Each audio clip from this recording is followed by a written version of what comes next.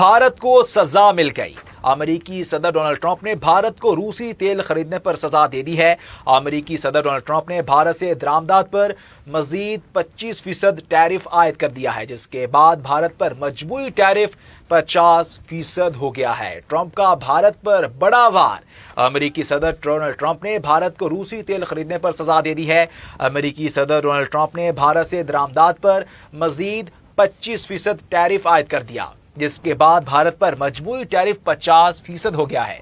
White house ने बताया कि डोनाल्ड ट्रंप की जानिब से जारी एग्जीक्यूटिव ऑर्डर के तहत भारत पर इजाफी 25% टैरिफ आयद कर दिया गया है। भारत पर मौशी दबाव बढ़ा दिया गया है।